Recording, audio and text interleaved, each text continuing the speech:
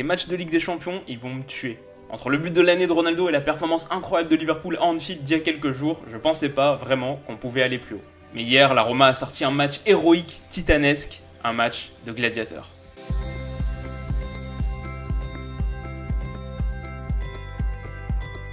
Alors petit disclaimer rapide, après m'être fait flasher par l'UEFA la semaine dernière, j'ai retenu ma leçon et je pourrais malheureusement pas vous proposer d'image sur cette vidéo. Donc si vous avez cliqué pour ça, désolé, mais promis j'ai des trucs intéressants à dire, donc n'hésitez pas à vous attarder quelques minutes, faites-moi confiance. Alors comme beaucoup de personnes sûrement, j'ai commencé ma soirée sur City Liverpool qui était un peu le prétendant tout désigné à la remontada de la semaine, surtout après l'ouverture du score précoce de Jesus à la deuxième minute.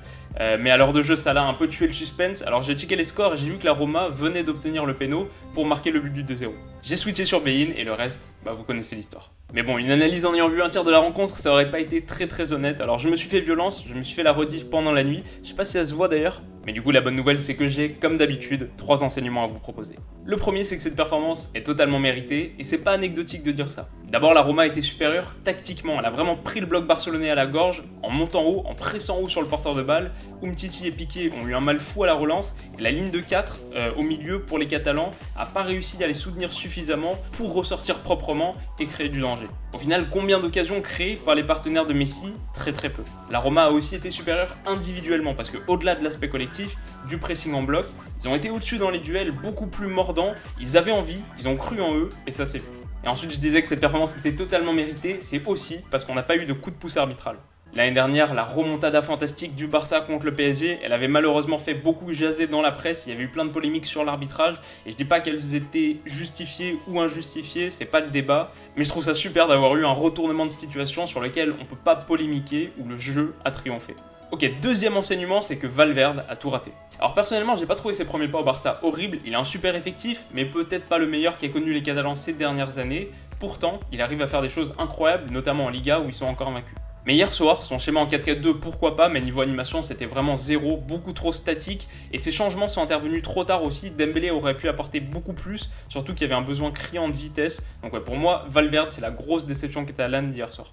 Et donc dernier renseignement, c'est qu'au-delà des choix tactiques et des performances individuelles, il semble manquer quelque chose à ce Barça-là en Ligue des Champions. Quand on compare au Real, il y a peut-être un problème de mentalité, ou en tout cas il y a beaucoup de mal à performer dans ces matchs à l'extérieur qui sont tellement cruciaux en Ligue des Champions. Quand on pense déjà à l'année dernière au Parc des Princes et puis ensuite à la Juve, et même cette année à Stamford Bridge au match aller, et forcément hier soir, le Barça en dehors de ses bases est très friable et il va falloir corriger ça. Ok, maintenant on resserre le viseur et on passe à notre top 3, et ça va être facile, j'ai distingué les 3 buteurs. Dzeko, il est tellement précieux dans la conservation, c'est un aimant d'1m93, il a une super protection de balle, beaucoup d'expérience, c'est vraiment un sacré joueur, absolument sous-coté selon moi, et avec un but et un penalty provoqué, il a été décisif hier. Ensuite, on a Manolas qui a été solide toute la partie, mais héroïque dans le dernier quart d'heure. Au-delà de son but décisif, il réalise au moins 2 interventions à quelques mètres de ses buts. Un héros grec à Rome, c'est un beau symbole.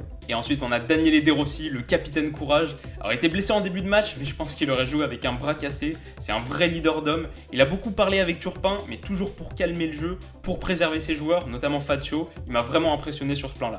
Et ensuite, je voulais citer un dernier top, peut-être le plus important, Eusebio Di Francesco. Il a été beaucoup critiqué pour avoir mis au repos ses cadres contre la FIO ce week-end, parce que tout le monde lui disait qu'ils étaient déjà éliminés, mais il a montré qu'il était un tacticien capable de grandes choses. Il a dégainé une défense à 3 new look pour pouvoir presser le Barça haut, et ça a payé. Donc un gros bravo à ce jeune coach qui, après 5 années passées à Sassuolo, vient d'accéder à la cour des grands. Pour les flops, l'équipe catalane dans son ensemble a été très décevante. Alors comme j'ai déjà parlé de Valverde, j'ai distingué Umtiti, très mauvais dans la relance, absolument fautif sur le premier but de Dzeko, avec Alba aussi. Mais voilà, c'est vraiment un match sans pour lui. Ensuite, on a Piqué pour son intervention totalement absurde qui provoque le penalty. Et Messi, même un alien peut passer à côté. Et il a eu beaucoup de déchets, il rate une énorme occasion en fin de match. Et il a aussi 2 bons coups francs en première mi-temps qu'il négocie mal. Voilà, ça arrive. Et vous, qu'est-ce que vous en avez pensé ? Si comme moi vous deviez faire votre top 3, flop 3, vous mettrez équipe. Et au-delà de l'incroyable performance de la Roma, sur laquelle j'attends vos avis, j'ai une question qui va peut-être vous intéresser. Si le Real cette année ne gagne pas la Ligue des Champions, est-ce qu'on pourrait pas avoir notre premier ballon d'or qui depuis 10 ans n'est ni Ronaldo ni Messi? Faites-moi savoir tout ça dans les commentaires. Pour être aussi imposante qu'Edin Dzeko dans les airs, l'analyse quotidienne a besoin de votre soutien. Alors si cette vidéo vous a plu, n'hésitez pas à mettre un gros like. Et pour ne pas rater la prochaine, abonnez-vous à la chaîne, c'est gratuit et c'est une super manière de m'encourager. À demain.